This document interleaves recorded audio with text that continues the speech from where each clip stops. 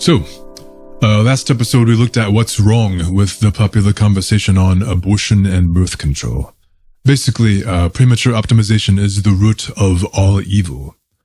For every complex problem, there is a solution that is neat and simple and totally wrong. And that is why it's a complex problem. Abortion is one of the most complex problems that a society can face. Big surprise, rather than working together to solve the problem, way easier just to scream at each other. Cheer for our team, yeah yes, boo them, propaganda, cheap political points.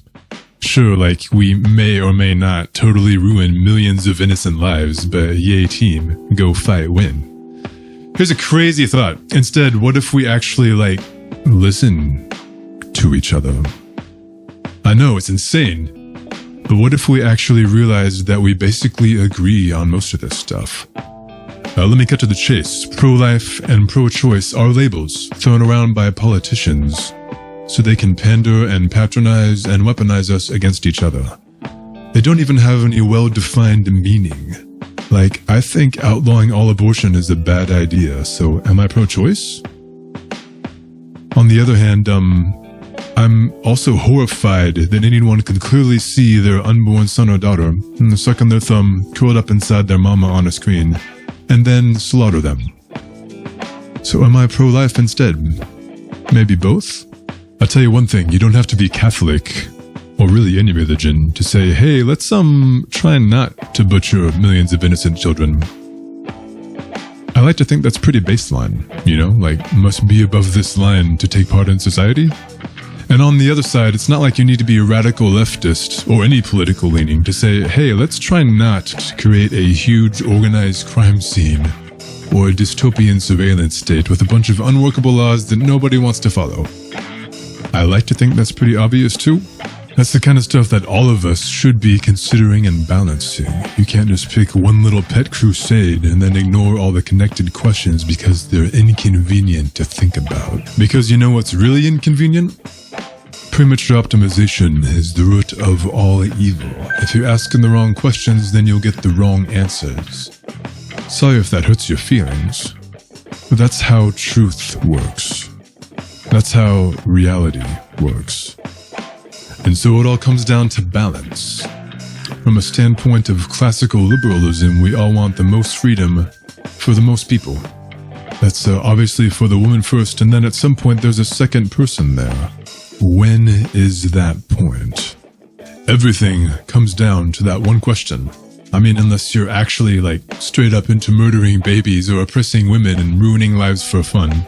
That's horrifying. But for the rest of us, just one question. When are there two people there? And the only honest answer is, we don't know. This gets into metaphysics and jurisprudence, metaethics, all kinds of stuff. But we can start at a common point of science, and spoiler alert, science has come a long way since 1973, turns out. During pregnancy, when is there a second person whose human rights we need to protect? Is it birth? Conception? Viability? Vital signs? There's no simple and neat solution here.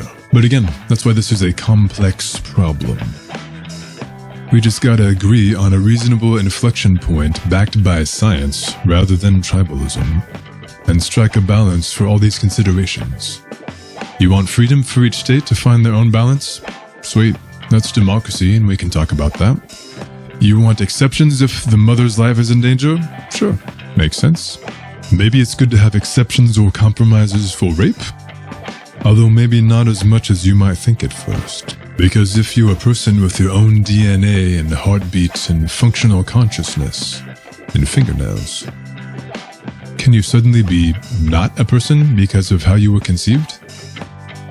Or from a pro-choice lens, looking more at society, do we actually want a legal regime where an accusation of rape, true or not, is the first choice for every woman who wants an abortion?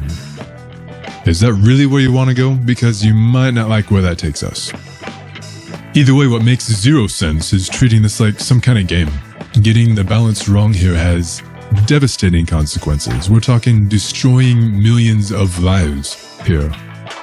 That might be economically, socially, or physically. We're talking about the mass oppression of half of humanity, or the legalized slaughter of a voiceless minority on a scale that makes Hitler and Stalin look quaint. Wrapping it up, if you're just out for some good virtue signaling, and maybe you really do even feel good about yourself, but you're destroying somebody's life, and you're okay with that, I'd say you have a problem. At that point, I'd say you are actively part of the problem. I'm talking to both sides here, pro-life and pro-choice. Don't be just another part of the problem. Be willing to listen and learn and improve your world and be part of the solution. That's the only not terrible way to handle this.